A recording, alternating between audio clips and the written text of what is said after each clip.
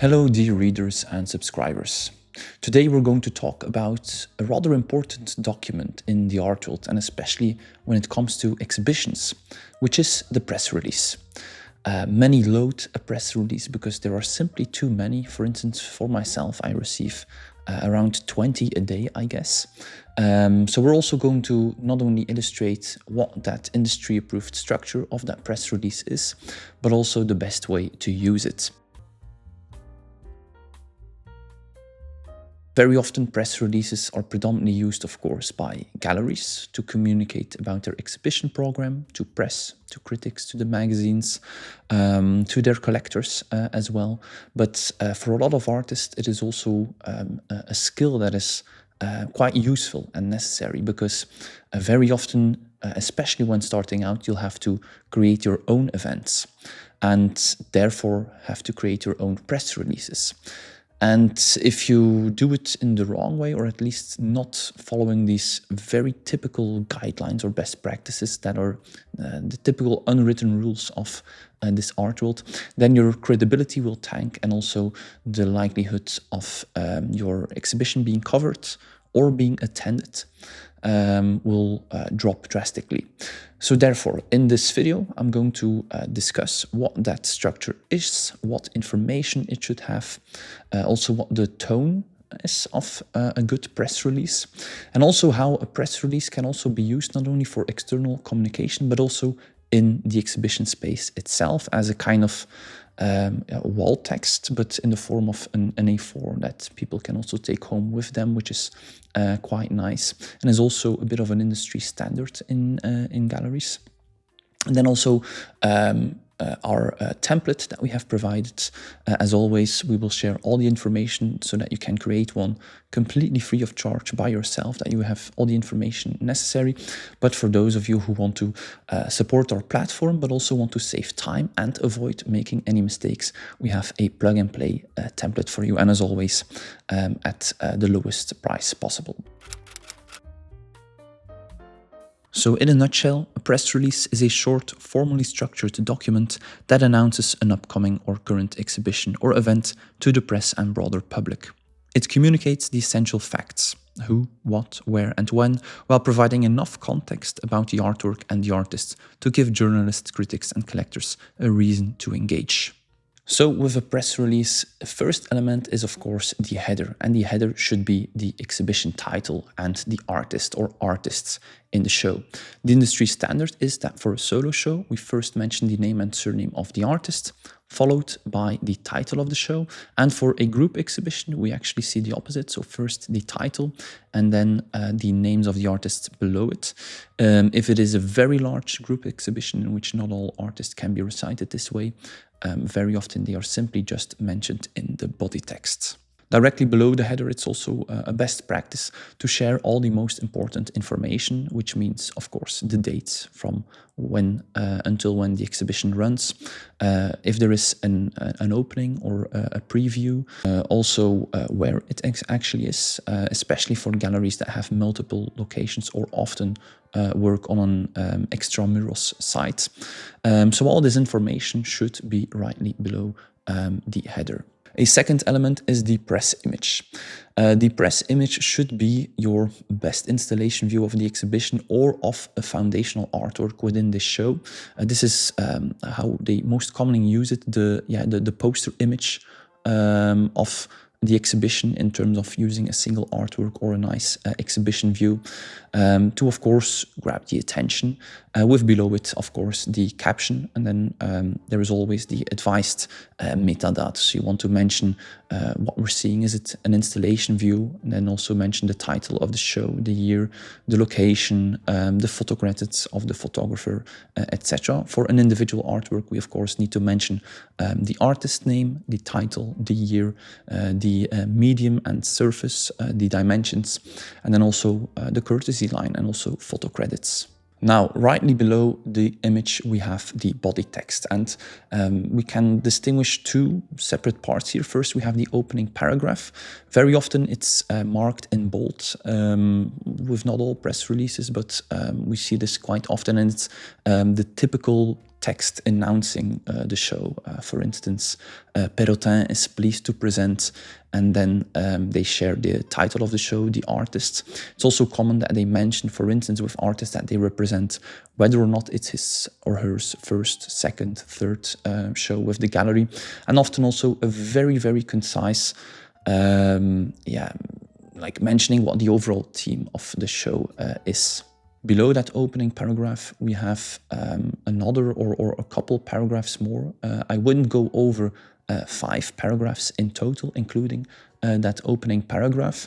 The shorter, the better. So it's very important when writing this body text, if you have to write it yourself, of course, is that you are aware that this is outward-facing materials. So we do not want to write in the first person, because then it's more difficult for press to use it directly, because they will not be able to share it in first person, of course. So in the third person, try to be very neutral. Don't be overly promotional about this. It's really sharing about what the show is.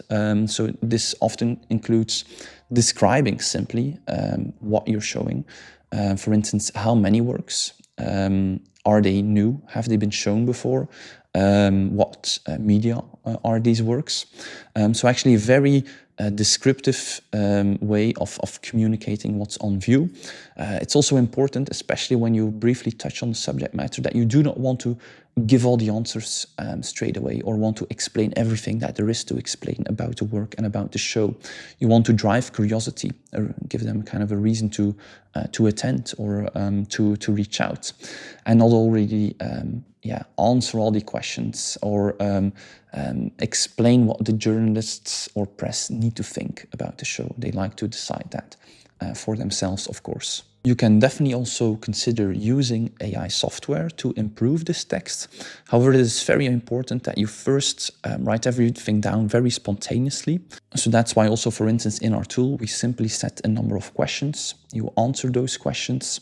You can do this spontaneously, and then we also kind of give a prompt for the AI software, ChatGPT or Claude, to transform this into a press release type of text. But it's very important that you do the thinking first, so you do not arrive at a very generic, overly obvious ChatGPT text, which we see too often, and which is very unlikely to have any positive effects. Another option is also to work, for instance, if you work with a curator, which is also something that I recommend you to do if you can, is that they write, of course, the press release, and then they also need to be attributed below the text by citing their name and role for the show and in the art world in general. Now, below the body text, we have another chapter towards the end of the press release, which is about the artist segment. And this is actually an artist biography that we share here. If it's a solo exhibition, it is possible to have the typical type of 3-paragraph biography. The 3 key sentences about who the artist is and what they do, perhaps a little bit more information in a second paragraph about the subject matter, and in the final paragraph the biographic information and, most important, career achievements. If it's a group show, then this is a bit more difficult, and then it's better to have just a 1-paragraph artist biography focusing only on the biographic events and the career achievements of the artists. When there are a lot of artists in the group exhibition, we often see that they only simply mention when they were born, where they were born, and also where they reside and work. Also, for the sake of keeping things short, if you can have it on just an A4, that is the best practice, then it also makes sense to keep this biography as concise as possible.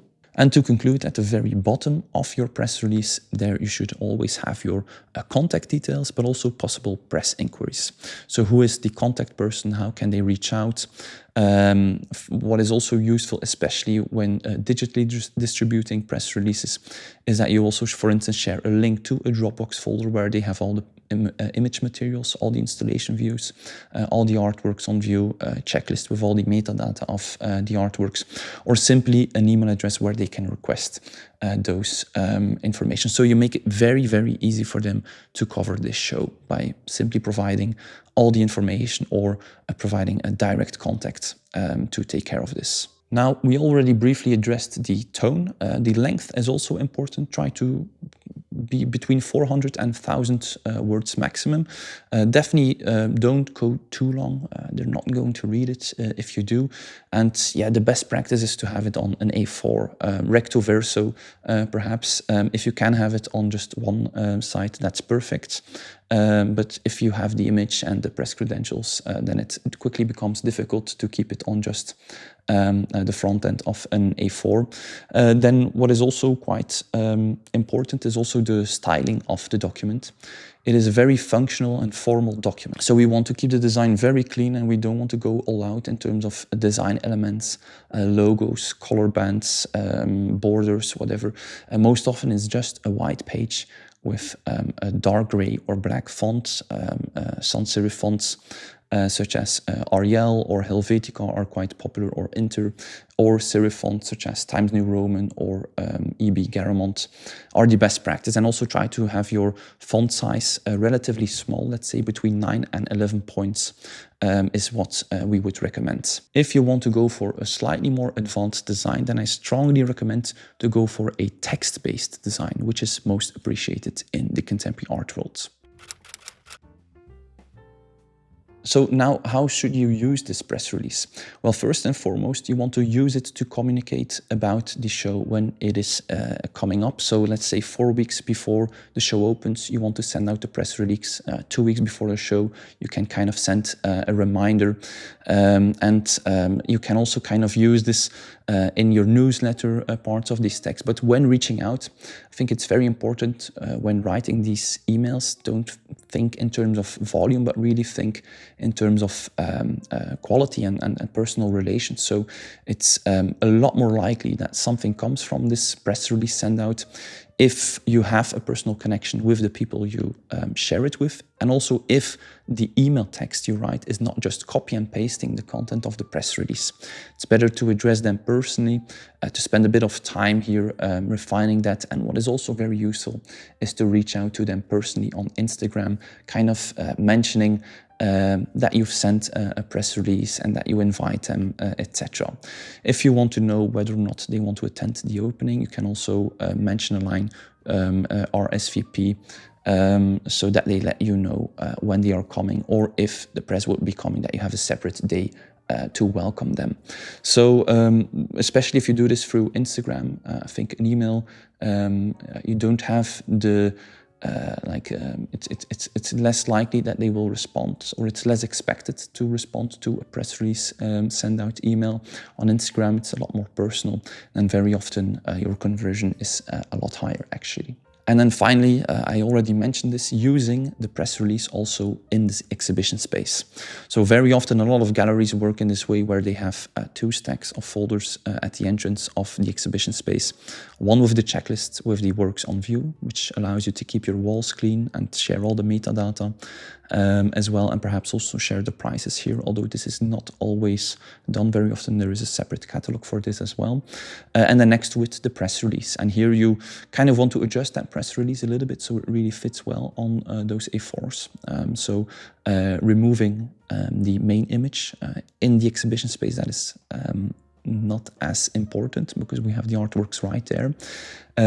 Trimming down the artist biography, if necessary, of course, and then also reducing some of the press related at the very bottom, because it's predominantly the contact details of the venue, of yourself, if they would eventually want to acquire a work, for instance, that they can contact you easily. Now, to manage this well, and also beyond the press release, also have some kind of PR communication strategy, I also really recommend having a central contact list. This is also one of the tools that we provide, and it also has a free article and free video if you want to create it yourself. And I very warmly welcome everyone to have a look at our bundle. The response to it has been overwhelmingly positive. I think right now we're at 13 or 14 tools, which is already quite a lot. And in the bundle, even if you don't need all of them, they are a lot less expensive, and they're actually a fraction of the price of similar tools available elsewhere. So they're here to help, and they're here for everyone. Thank you so much for watching today. I warmly recommend everyone to subscribe to this channel to stay tuned, but also to subscribe to our newsletter, because we're preparing a very exciting CAI artist program for artists where we'll be compiling all the information in a chronological roadmap. So everything that we have been studying, teaching here will be presented in kind of an all-in-one, most comprehensive educational offer that I think every artist deserves. So feel free to subscribe and to stay tuned, of course. You can watch our video on an interesting canvas workflow for all you painters out there next, in which we explain how to have better quality and reduce your costs and also reduce the storage you need. So feel free to watch that video next. Support us on Patreon and please consider subscribing to stay posted for more contemporary art. Bye.